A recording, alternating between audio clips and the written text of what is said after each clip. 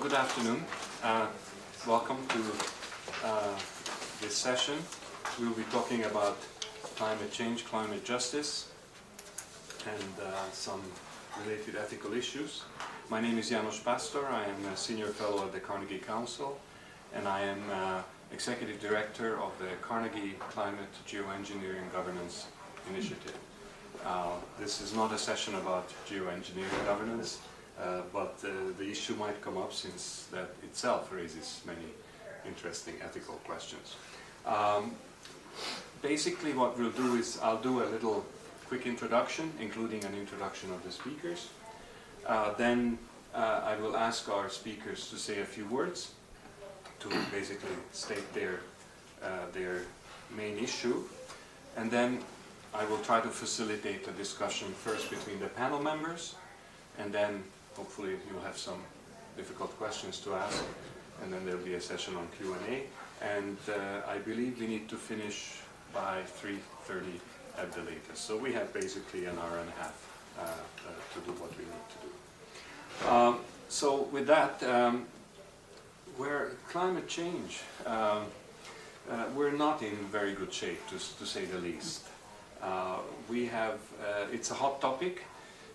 And it's a hot topic in every sense of the word. We had now the last 17 years, 16 of them were the hottest ever. And I'm pretty sure that there will be more hottest years coming in the future. And the emissions, the global emissions they should be going down rapidly, and they're not going down rapidly. In fact, they're going up. We had a few years where it was kind of stable, the global emissions level, and now again it started going up. So that's pretty bad. And then the impacts of climate change are also pretty serious. There was a time when we talked about climate change, you said that's going to happen sometime in the future. Now we are in a situation where climate change is there, it's there today, and the impacts are there today, and the impacts are hurting people of today. And they may hurt people in the future as well, and maybe even more so, but they're already here today. Just look at the Arctic. The Arctic is disappearing in front of our own eyes. Ice in the sense of these ice. And look at the hurricanes in the Caribbean and elsewhere. There are very serious impacts that are now increasingly scientifically attributable to climate change. It's always going to be difficult to say that this particular weather event or that particular event is due to climate change, but I think there is an increasingly quality science called attribution science that is increasingly able to say that in fact what you're seeing is climate change. And unfortunately the gap between what we should be doing as the world and what the world is actually doing is very big. According to a recent study by the UN Environment Programme, we're about 30% of the ambition level, what we should be doing for a 2-degree world. Well, that's 30%, that's just a third. So we're very far from where we should be, and there is just simply insufficient leadership, political, economic, and otherwise. And unfortunately, what's happening in this country, the United States, is not helping. And yet this is the country that has not only is one of the largest emitters, but it is the country that potentially would have the technology and the finance and the push to be able to really address the problem itself and help everybody else to address the problem. So we're in a difficult situation. So this is the context in which we're going to have our discussion. I'm not going to talk anymore. My job is to facilitate, not to spend a lot of time. What we would like to do is try to bridge the gap between theory and practice and try to provide ethical leadership on these issues and to increase climate justice. These little things, climate justice, ethical leadership. So that's what we're going to do, and we have a fantastic panel here for colleagues who will be speaking on those different issues and from very different perspectives. And so let me introduce them quickly one by one, and then I will ask them to speak. So our first speaker will be Darrell Mullendorf, right here. And Darrell is professor of philosophy at the Goethe University in Frankfurt. He writes on issues of global justice and ethics broadly, but his recent work has focused on climate justice, particularly intergenerational issues. So thank you very much for coming. Our second speaker will be Robin Eckersley. Robin, thank you. She's a professor of political theory and philosophy at the University of Melbourne, specializing in environmental politics and ethics and governance of climate change. Past research focused on responsibility for climate change and climate justice, and current research focuses on climate leadership, particularly among developed countries. So thank you. Our third speaker will be Suma Pesapati. Suma, thank you for coming. She's president of Communities for a Better Environment, CBE, not to be confused with the British Empire, and a former staff attorney at the University of California, Irvine Environmental Law Clinic. CBE is an environmental justice organization focusing on preventing and reducing pollution, which affects low-income and minorities more than others, and she's based in Los Angeles. And our last speaker will be Ronnie Jumeau. Ronnie Jumeau is from the Seychelles. He's ambassador to the United States. He's also ambassador to the United Nations, and he's also ambassador at large on climate change issues related to small island developing states. So we have 3 in 1. So we actually have a panel of 6 people. And anyway, so thank you very much, colleagues, panelists, for being here. And I think we should get going. And I would like to start with Daryl. And Daryl will talk about the Anthropocene. The Anthropocene and how climate change takes place, and what is the impact of the Anthropocene thinking on climate change. Thanks for that opportunity to be here and to speak. And I'll begin. I don't know if the term Anthropocene is familiar to you, probably to some extent. It's come into increasing usage. It's not yet received official scientific sanction, although it's used in many cultural discussions, and it's also used amongst scientists to represent a new geological epoch that follows on the Holocene, which was this period that lasted about 10 million years. About 10,000 years. The anthropo part of that, of course, is supposed to signify that this is an epoch that is marked by a distinct and irreversible set of human signatures on planetary systems, including the Earth's crust. So that's the interest amongst geological scientists. But I think for our purposes, probably the planetary system that's the most interesting for the discussion of this panel is the climate system itself. And what differentiates the Anthropocene in this regard from the Holocene is the level of CO2 and other greenhouse gases in the atmosphere that far exceed the levels that were average fluctuations during the Holocene period. So we're currently somewhere over 400 parts per million of CO2 in the atmosphere. At the Industrial Revolution, it was something on the order of 279.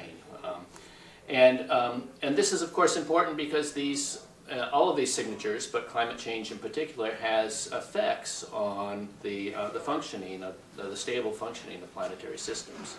So carbon dioxide concentrations in the atmosphere, of course, are what force climate change or what force temperature increase. And these concentrations are a product of CO2 emissions. And because CO2 emissions, because CO2 once it's emitted stays in the atmosphere for such a long time, it's the cumulative CO2 emissions since essentially the beginning of the Industrial Revolution that make up current concentrations of CO2 in the atmosphere. And the significance of all of that is that if you want to hit a particular temperature target, say 2 degrees, it could be 2, it could be 3, it could be 1.5, whatever particular temperature target that you want to hit, that's going to be associated with a cumulative emission, a set of cumulative emissions of CO2 since the beginning of the Industrial Revolution. So scientists will tell us that if we want to hit 2 degrees, that we have to be aware that the total emissions since the beginning of the Industrial Revolution should be on the order of 1 trillion tons. We've already exceeded over half of that. So, there's a very nice webpage, by the way, the trillionth ton, if you haven't seen that, and it tells us that we will hit the trillionth ton within a very short time. So, if we want to address that particular problem, then we're going to have to reduce CO2 emissions dramatically, eventually bring them to a stop. Now, the Anthropocene, of course, one of the things that makes this a difficult discussion is that it's a side effect of a process that we have plenty of reason to value, and this is the process of industrialization that has increased living standards virtually around the world, unevenly, of course, but virtually around the world. So living standards since the beginning of the Industrial Revolution have increased tremendously. Economic growth has been about 1,000% since the beginning of the Industrial Revolution. So now the average monthly income of a person in the world is 720 euros. At the beginning of the Industrial Revolution, it was 70 euros, and that's an adjusted income. Life expectancy over this period has increased virtually around the world, although certainly to a much greater degree in the industrialized world itself. Longevity has increased, education has increased, leisure has increased. For the first time, people can retire. That wasn't possible prior to the Industrial Revolution. Unless you were a member of the ruling class, you didn't retire. You lived your life in retirement, perhaps, in that case. But for everybody else, their retirement just simply didn't exist. So leisure is also a product of this. And of course, all of this needs to be kept in mind when we think about addressing the negative side effects of this process of industrialization and commercialization of agriculture and all of this. The benefits have been very uneven, as I've mentioned. Roughly 3 billion people still live in energy poverty around the world. 900 million people still have to walk over a kilometer in order to access water. Longevity is very unevenly distributed, so a European, the life expectancy of a European is 77 years. The life expectancy of somebody born in Africa right now is 60 years, so there's a 17-year life expectancy bonus depending on where you live. So I think that this suggests that a key challenge for the Anthropocene is to determine how it is that we can move forward, extend prosperity in a way that we can overcome this unevenness of prosperity in a way that will also be sustainable into the future. And that's, I think, a challenge both for international policy but also for the domestic policy of states. Thank you. Robin, would you like to continue? Yes, I'm going to switch focus to the Paris Agreement and focus on what happened to equity and climate justice in the lead up to and including 2015, where the historic breakthrough was there. And I was present at Copenhagen in 2009, Durban 2011 when they launched the Durban platform, and then I was at all COPs except the Polish one in 2013. So I was there right at the end, and it was like Woodstock. Everyone was hugging each other and loving everything. Now what we see is the failure of what many climate justice activists call the gold standard. The gold standard is you start with the science, you develop a carbon budget, roughly 1 trillion gigatons, and it really should be a lot less because 1.5 is what we need, and we're likely to pass that. The potential for reaching that will be exhausted by 2025 on current estimates. So this gold standard was you get the budget and then you find a fair way of dividing it up between the world's states. Now, that was never going to happen, but it was a good standard to be aiming for. So what we got is a contradiction. We got this historic breakthrough in the last week of the negotiations with the High Ambition Coalition, outfoxed all the major powers, and through sheer moral capital got 1.5 degrees into the final text. And I can tell you that story blow by blow. It was so exciting. So we have this more robust goal in there, like hold below 2 and aim to achieve 1.5. And then we have a mechanism that is woefully ill-suited to actually achieving that, which is this nationally determined contributions, where the parties get to choose what they think is fair and ambitious in accordance with national circumstances. Now the story of how that happened was, it wasn't until 2013 that the parties started making their submissions on the legal form of the Paris Agreement and its architecture and its provisions. And I can track the mitigation architecture back to the US's submissions in 2013 quite easily. And by the Warsaw meeting in 2013, The language of internationally binding commitments, which was the EU's language and the language of the most vulnerable developing countries, had morphed into contributions, nationally determined contributions, and strong push by countries such as South Africa for an equity reference framework had been dropped. And that was dropped because of strong resistance by the like-minded group of developing countries inside which India and China hid, and the US, despite support by the EU. So both of those went down the gurgler. And then you had the famous China and US November joint statement. And funnily enough, the language from that statement, which had national circumstances in it, got lifted out and put in the Lima Action Plan. But the big breakthrough for climate justice in those negotiations was, and there was hooplas and whistling at the back of the hall when this was read out, was that all parties, when they make their intended nationally determined contributions in the lead up to Paris, shall justify the fairness and ambition of their contributions. So we said, this is going to be interesting. So it became do-it-yourself climate justice, right? DIY equity, that's what I call it. And some call Paris a post-equity agreement. So this is going to be interesting. How are these different parties going to make up their own ethics? Should states be the sole author, judge and jury of what is fair? This is what was agreed in Paris. And so the idea now is to try and set off a green beauty contest, where through 5 yearly national reviews, the pledge and review process to kind of summarise it, everyone will say, mirror, mirror on the wall, who's the greenest of them all? It is thee. And here's all my reasons for being just, fair and ambitious, which is clearly not happening because at the moment the pledges add up to about 3.4 degrees actually. So I'll talk more in discussion about how to drive that. But what you have is a process that has not a snowball's chance in hell of actually reaching that trillion gigatons unless we put some serious dynamism into the process going forward. So in Poland, again, I worry when the COP's in Poland big time because all the fossil fuel, the coal industry's there with its tent and it's representing, it's overrepresented. The Kelowna dialogue is we'll get the first scientific review of 1.5 degrees, which was another thing the most vulnerable parties got in. So we're at the situation now where we have to come up with some creative ideas to drive the momentum forward, and hopefully that's something we can discuss. I've got some ideas on that. But certainly NGOs are going to play a major role, but I think there's ways we can exploit the language of the Paris Agreement, and I'll talk about that because I've got it before me with bits highlighted that I've been zeroing in on, where we might be able to get some more leverage to drive that ambition, because that is, how do we get that green beauty contest happening? Yeah. Is where we're at. Yeah. Thank you. This is, we'll all be there in Poland, and we'll see how it goes. All right, let's go to the third speaker, Suma. Please go ahead and share a few thoughts with us. Sure, so I'm going to switch gears once more from the global situation to what's happening here in California. So when I talk about California environmental policy, I often describe California as really being a tale of two states. There's good news and there's bad news. So let me start with the good news. California is a recognized leader both nationally and internationally on this issue of climate change. And in some ways that's deserved.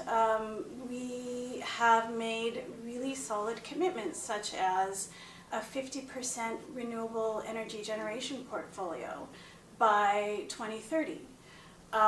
This state has committed to invest $2.5 billion to bring 5 million zero-emission vehicles to California roadways by the same year, by 2030.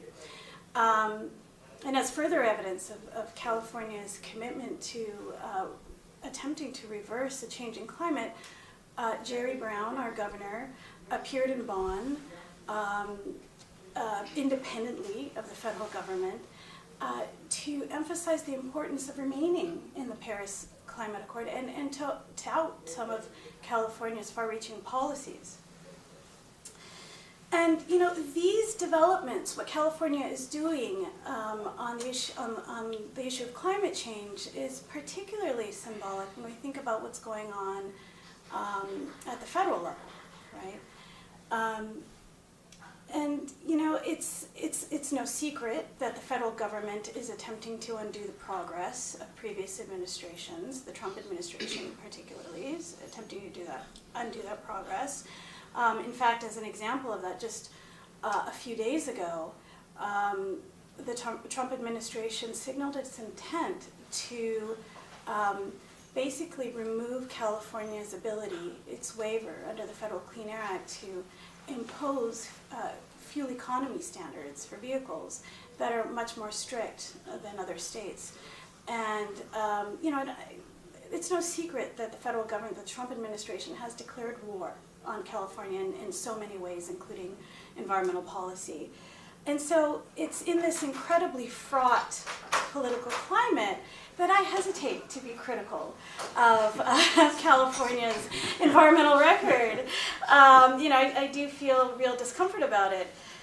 But we're here to talk about climate justice. And so let me turn to some of the bad news. I think as has been very well articulated thus far, we have a long way to go.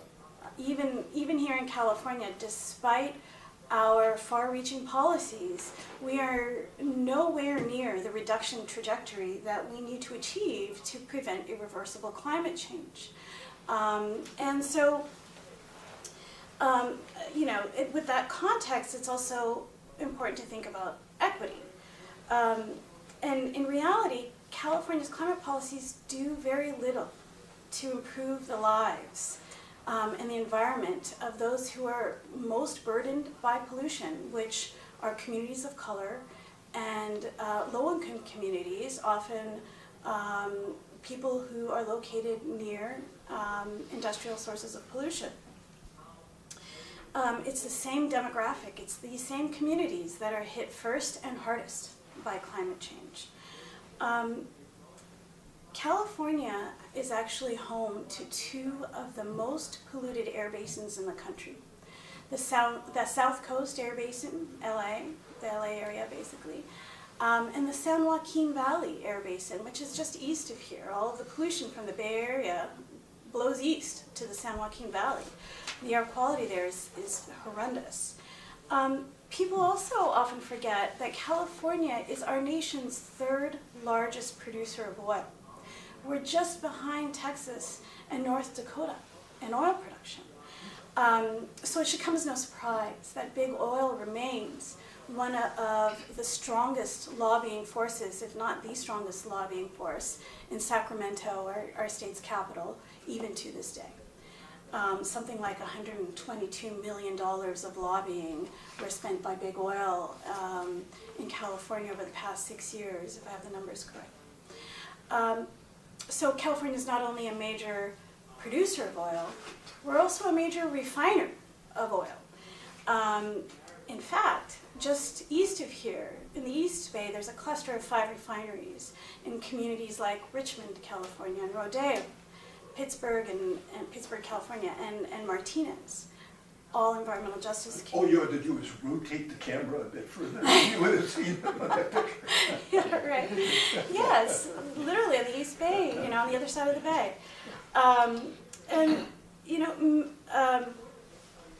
And so,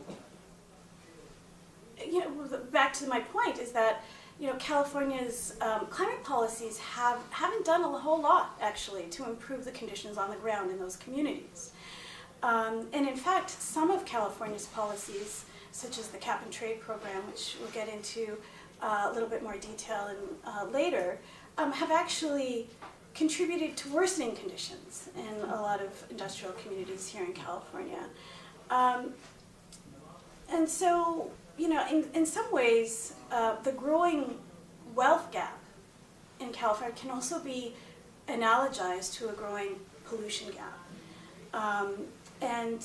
I think at some point we need to interrogate why we feel so comfortable with the knowledge that places like San Francisco exist, and places like Malibu, these beautiful places exist because we're willing to accept that there are communities like Richmond here in Northern California, or Wilmington in Southern California. We're willing to accept that those places also exist. And I think, you know, another big question is, can we really solve the climate problem, the climate change problem, without bringing communities of color and the working class into the fold, into helping craft those solutions? Thank you, thank you. Very interesting to get the different dimensions. So let's just continue, Ronnie, and then we'll have, I'm sure, a very interesting discussion. Ronnie, say a few words about where you come from. Thank you, Anosh. In introducing me, you described me as three persons in the same jacket. I come from two countries in one country. I come from Seychelles, which in terms of the climate process is a small island developing state, a SIDS. We belong to the Alliance of Small Island States, which is made up of the most vulnerable but most ambitious group of countries in terms of the climate politics and negotiations. I also come from a large ocean developing state, which is looking at things from a different perspective. At one time when I was the Seychelles Roving Ambassador for Climate Change, Oceans, SDGs, I was on a trip home and my president said, Ronnie, where are we with the climate finance negotiations? At the time, things were very slow, as you know, both in terms of getting the emissions cuts we need, and the climate finance and other support that we need. Both are like trips to the dentist. Well, at the time, like trips to the dentist. And I said to the president, I said, the process is not delivering at the speed that we need. Because if there's one luxury small island developing states, large ocean states do not have, it's time. So climate change, as we know, has just been getting worse. So we took the decision in Seychelles to stop acting like a victim. Stop acting like, oh, poor little islands are going to disappear under the ocean or become failed states, those that don't. And take a more proactive role in what was going on. It happened to coincide with the upsurge in action by non-state parties. And what we have done is we've stayed within the traditional climate process, the climate finance, which is led, our group is led by Belize and Maldives in climate finance. We're still part of that. But we stepped aside.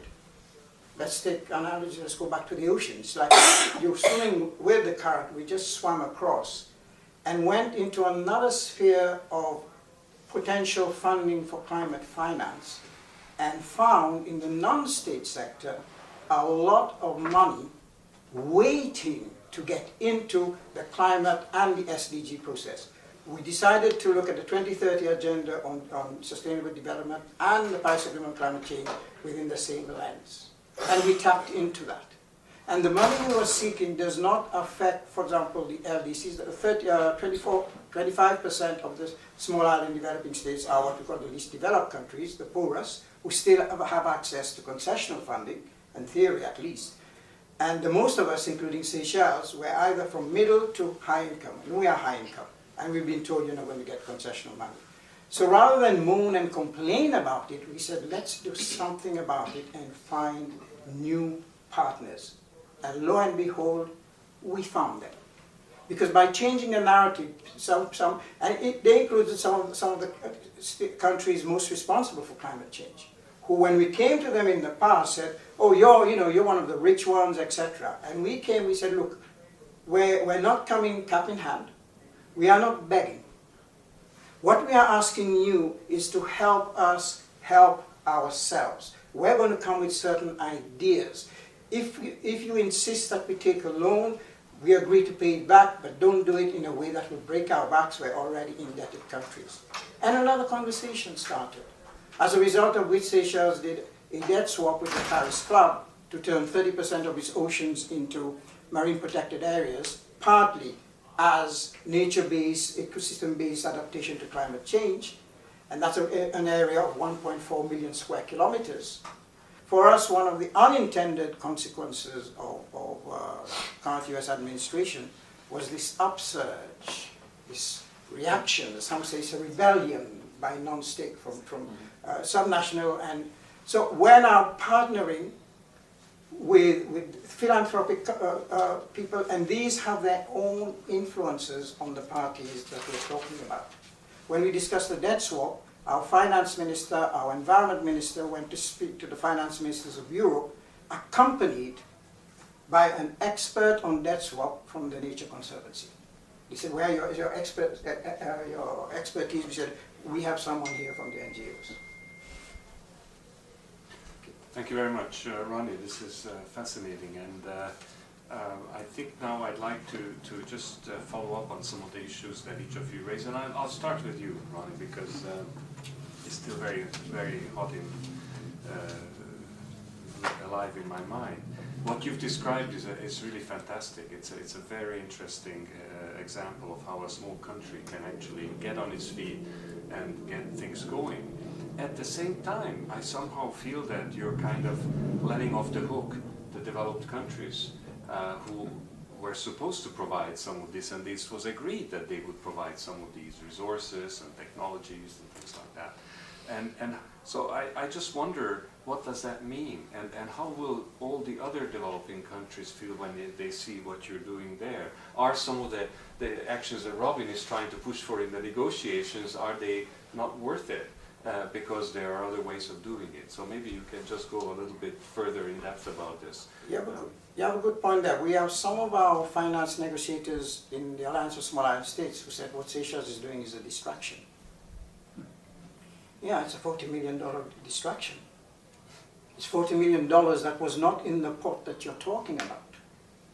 This is a different, we're saying we are still part of AOSIS. We will still push.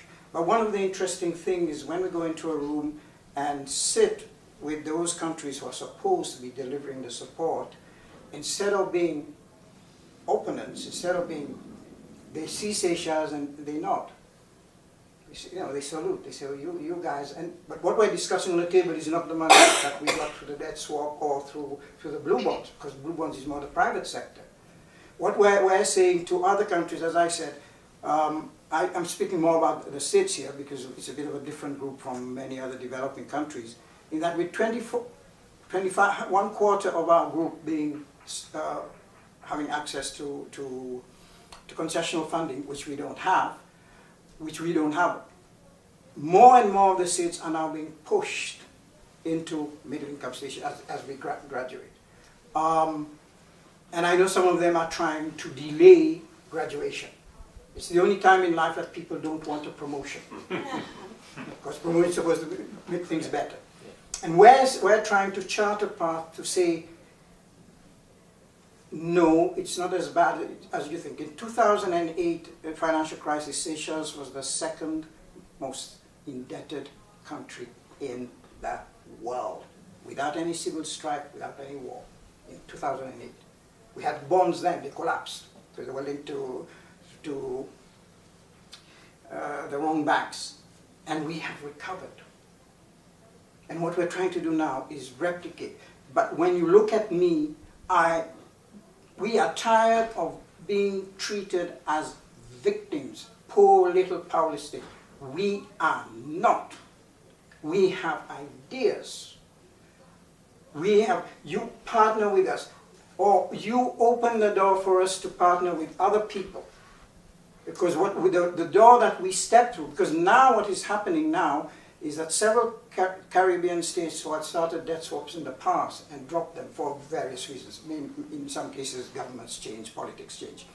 They're now saying if Seychelles, which is among the 15 smallest countries in the world, could do it, then they've shone a light in a way that maybe while we can continue, and for example, the funding we're talking about is like the GCF, that's the traditional. It's been slow. I'm an alternative member of the board of GCF for the SIDS, and I was chosen by the SIDS constituency to represent the SIDS on the private sector advisory group, PSAG, made up of private sector people from development and developing, precisely because of what we're doing. Precisely to talk to them about ways of accessing private sector and impact investors in climate, supposed climate financing. And so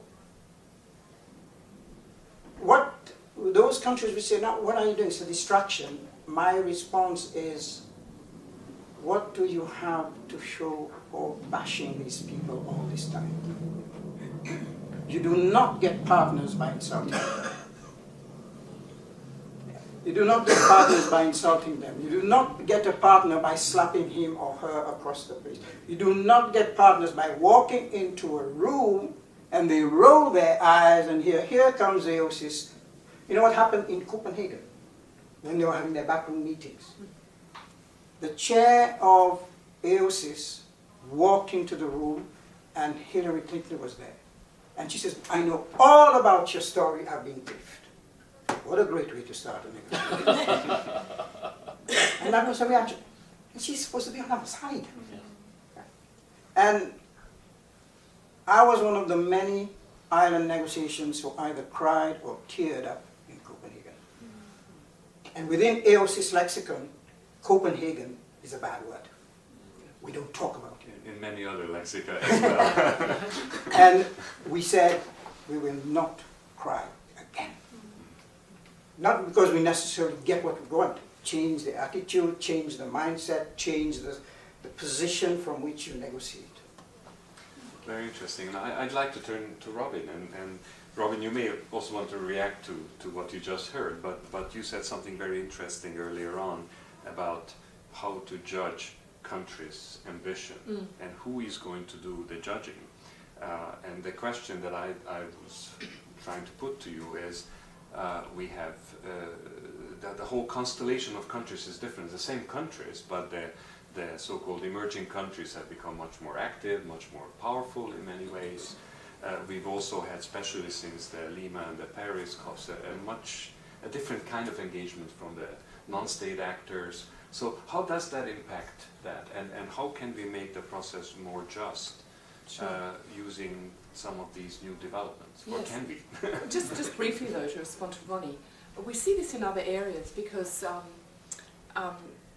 leaders of small island developing countries do not like the term climate refugees because they said we don't want to be treated as a second-class citizen. And so we can talk about climate-induced migration, so they're changing their language and they're wanting to do it from a position of strength and to anticipate these developments and to manage them in their own terms. So we see this rising up. As the seas rise up, so does the pluckiness of those who speak for those small islands. So I just wanted to make that point. We're seeing that elsewhere. And just as another preface, there are 4 big issues when we need to think about climate justice: mitigation, adaptation, loss and damage, and intervention. By that I mean geoengineering. And these are, you know, a lot of people didn't want to talk about adaptation because it was getting in the way of mitigation, but there's no avoiding adaptation, and we should do the two together like a good chess move with every move we make. So what I'm focusing on primarily is mitigation, but of course climate finance is the key to unlocking so much because many developing countries in their NDCs made much of it conditional on adequate finance. So that is the key, and of course the biggest effect of the Trump withdrawal is the withdrawal of the final tranche of the US climate finance, which is, everything else is not that important, but that was really, really a problem. So how do we drive ambition forward? There's a couple of things in the text of the Paris Agreement that are good, and if you go through and look for shall or may or should, you'll see good news and bad news. In many ways we've returned back to the original UNFCCC of 1992, where the parties aimed to stabilise emissions by 2000 from a 1990 baseline. Whenever you see we shall aim to do something, it means maybe we will, maybe we won't, and nothing bad will happen if we don't. And there's lots of aim to do this and that in the agreement. I won't go through the details, we don't have time. But the EU got shall in there when it comes to your next iteration of your NDC shall be more ambitious than your previous ones. But with each one you just aim to achieve them, and there are no penalties. And China in particular has pushed very hard for the review process to be facilitative and non-punitive. So we have to drive ambition by being nice to everyone. We're not allowed to shame them, we're not allowed to call them out, blame them, or boo them. So this is the challenge. And so, although the push for an equity reference framework failed within the states, there have been many different efforts by NGOs and think tanks to develop equity reference frameworks. And I call these equity orchestration platforms. Because what they do, we see this is a new area of governance. Those who believe in polycentric governance and polycentric initiatives, how do you make it all add up to make the collective effort make the difference? Well, you can do this because they become standard setters, they benchmark, and states do look at them, and if they do well, they will draw on it and they start to give it credence. And what we're finding is that the old search for the magic silver bullet principle that would solve climate justice or provide the magic way of understanding climate equity, it's gone out the window. Everyone acknowledges you need a pluralistic approach here. And there's a whole range of reasonable approaches. And what you're finding in these different initiatives, like the massive civil society one, or the Melbourne-based model, or the Greenhouse Development Rights approach, or Climate Action Tracker, they've all got different methodology, but most of them, not Climate Action Tracker, have a range. They're either responsibility capacity indices, where you can choose historical responsibility from 1850 or from 1990, or you can choose capacity based on different metrics. And that'll change what the fairness of your mitigation pledge should be. And so everyone can just set up how they use the calculator and then judge the fairness relative to where they should be, or what their pledge is relative to what their fair share should be. And there's lots of these calculators out there, and they're beginning to shape debates and thinking, and because they're pluralistic, I think that's a good thing. So that's the main thing that NGOs, civil society and think tanks are doing in improving that glare of critical publicity, which we need. Because we need to put states in a pincer movement where you've got these facilitative reviews that are happening periodically where they have to justify what they've done, and they need to have the movement from below at the national level and the subnational level. And these equity reference calculators can be used at all of those levels. But at the national level, where you get, because this is a judicious mix of hard and soft law in a treaty within the meaning of the Vienna Convention, you have very strict words like shall when it comes to transparency. Everything has to be measurable, reportable and verifiable, and to provide all this information. So there's no reason you can't make a push to have further guidelines in that regard, where all parties, when they do their next NDC and they have to justify it, they have to provide all the information across all the equity metrics. What is your cumulative per capita emissions? Where do you stand on the Human Development Index? Where do, if you took responsibility from here, here, here in point of time, historical responsibility, just have all that data there. So you have to see what they do in the light of that, because what they do, they cherry pick the metric that will put them in the best light and say nothing more about anything else.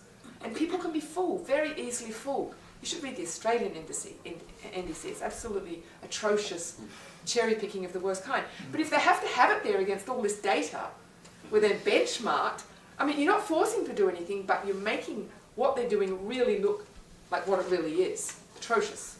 And I think that is really good critical publicity that we have to bring to bear at these facilitative reviews. No one's going to punish you, but you have to stand up and justify, and answer questions. And without that, people are just going to get away with the most woeful cherry picking. So that's the kind of pincer grip I think we need to orchestrate, and orchestration platforms are just part of that. But I think there can be lots of other creative ideas that we need to work on to keep that pressure on, because without that forward momentum. I remember, this is the last thing I'll say before I'll shut up. I remember one of the diplomats that came away from Paris, she used the metaphor, the great thing about Paris is we've finally got everyone all aboard the train. It's not moving very fast, it's just leaving the station, it's going chug, chug, chug, chug. And it's like that, I think I can, trying to get up the top and getting that momentum. So it's all about getting the momentum once the train's left the station, because I think it's going to move very slowly unless we can find ways of enhancing that momentum.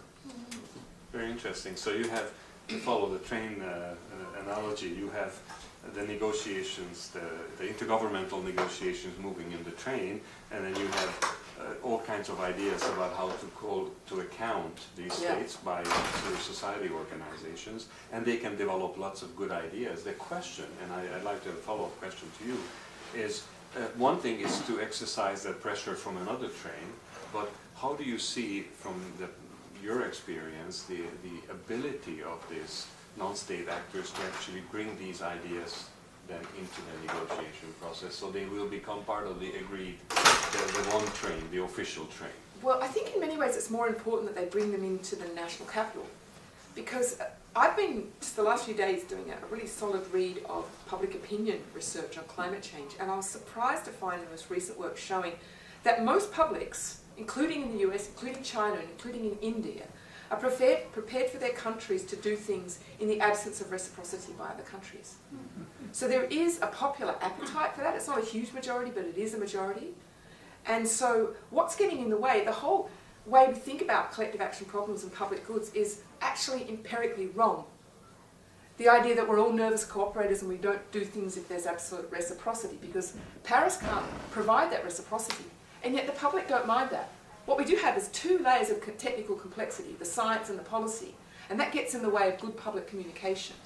And it's because we've got so many vested interests who have an interest in this not happening, that what you need is really good advocacy that shows there's a public appetite for this, we need the leadership, they'll be behind you if you can communicate the narrative. And, I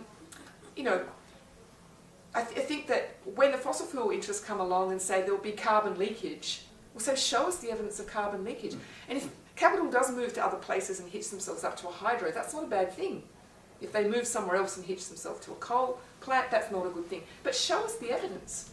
And I think that at the capital level, to win that argument, that's where you really get the movement. Because that's where, at the end of the day, where the argument has to be fought and won. But politicians will respond a lot more to voters than other diplomats. Indeed. Yeah. At the beginning of your statement, you mentioned one of the climate interventions is geoengineering, and I'd like to ask Errol something about that, because you talked about the Anthropocene, and the Anthropocene is of course, for many, geoengineering is the ultimate human action in the Anthropocene, where hubris and technofix and all this sort of the real bad stuff. But for others, also in the Anthropocene, this is finally humanity getting all the knowledge together and finally solving the matter for good. So how does that work from your perspective? Well, I guess I'm not in either camp, if you were to describe it that way. I mean, I think if you think about there are sort of three ways that warming could be arrested and eventually capped. One way, the way that we're all in favor of, is via mitigation, by bringing emissions down and eventually bringing emissions to a halt. Concentrations are driven by emissions, and concentrations drive warming. So if we can bring emissions to a halt, then that's clearly the way that seems to be the best way. It's the best way, but it's also a way that's fraught with a lot of the problems that are already being discussed. And as Robin mentioned earlier, the Paris Agreement is currently, at least with the pledges of governments, is not on track to reach the 2 degrees, let alone 1.5 degree. And the measures vary between 3 and 3.4 degrees that the pledges currently add up to. That's, of course, if the pledges are actually acted on, and that's a whole another problem, right? But ambition clearly needs to be increased. Not only does ambition need to be increased, but parties have to be held accountable and actually act on their pledges. And it's not clear that that's going to happen, right? I mean, it's a monumental task, and it's a monumental task because parties mistrust one another, and although they may have an interest in this happening in general, they don't have an interest in enforcing any of these compliance measures against themselves or seeing them be enforced against themselves. So there is still something of a collective action problem built into the process. But that's one way in which warming could be arrested. Another way that warming could be arrested is to reduce overall economic activity. Economic activity drives emissions, and we know from the financial crisis of 2008-2009 that as financial activity decreases, emissions also decrease. But of course that comes at a very high price, as it turns out, because we live in an economically interconnected world. If you reduce economic activity in developed countries, the recessionary effects of that get passed on to developing countries, and there's a great deal of human hardship that will result as a consequence of that. And we have the first Sustainable Development Goal to eradicate poverty in all its forms, and it's hard to see how that could be squared with a policy of reduced economic activity. So that leads then naturally to this fourth category that Robin mentioned, intervention, geoengineering. And geoengineering is this very disparate sort of category. It includes lots of very different things. It's not even clear that they should all be grouped together, I think. I mean, that's one of the things that we should say probably first of all. But within that category, there's sort of two major kinds of activities. One have to do with drawing CO2 out of the atmosphere, various forms of carbon dioxide removal. This can be as innocent as planting trees, or it can be putting up a kind of a factory that will pull CO2 sort of out of the atmosphere and put it in some sort of form that can be stored either in the ocean or underground. And then the other major category is solar radiation management, and there are lots of different kinds of solar radiation management, but the policy that gets the most attention and discussion involves shooting some form of aerosol particle up into the stratosphere and using that to reflect the sun's radiation back into space to cool the planet to some extent. And one can imagine a sort of suite of policy options in which many of these things could work in tandem with one another. That is, that you could have a fairly robust but not robust enough form of mitigation. You could pull CO2 out of the atmosphere through carbon dioxide removal, and you could cool the planet via solar radiation management. And you could even imagine that the third leg of that suite being diminished over time as more and more CO2 is pulled out of the atmosphere, and as we mitigate even more via, say, the Paris process or some other process. So there's a way in which these could all be complementary processes, but of course the geoengineering part of that suite of policies is hugely controversial. Solar radiation management is much more controversial, I think, than carbon dioxide removal. Carbon dioxide removal, it should be mentioned, I think, that the Intergovernmental Panel on Climate Change, when they put together scenarios of how we might hit the 2-degree warming limit, relies in the vast majority of their scenarios, relies on fairly extensive carbon dioxide removal. Something like 87% of the scenarios involve carbon dioxide removal. Presumably it would be much higher for a 1.5 degree target, although we're still waiting for the report from the Intergovernmental Panel on Climate Change with respect to the 1.5 degree target. The controversy there essentially surrounds the fact that we don't have the technology that's scalable to do that at this particular point. So the worry is that the extent to which we rely on those sorts of scenarios, we're just passing along a problem for people to deal with in a decade or two. Solar radiation management, of course, is much more controversial, in part because it's not well understood, the side effects of it aren't well understood, and we don't know what sort of problems might... We have some idea of what some of the problems might be. We know that it can disrupt monsoon cycles, for example, in parts of North Africa, if it's used too extensively. So we have some idea of what some of the problems might be with it. But another danger with respect to solar radiation management is that it's a kind of fix that is very inexpensive for parties to pursue unilaterally or in the midst of some sort of coalition of particularly affected countries might decide that, look, we're going to save our country, we're going to save our shoreline or our country from inundation by investing in this form of technology. So there's a clear need, it seems, with respect to solar radiation management for there to be international governance structures to limit its or to orchestrate its development first of all, and then to orchestrate the research on it first of all, and then to limit its deployment if it were actually to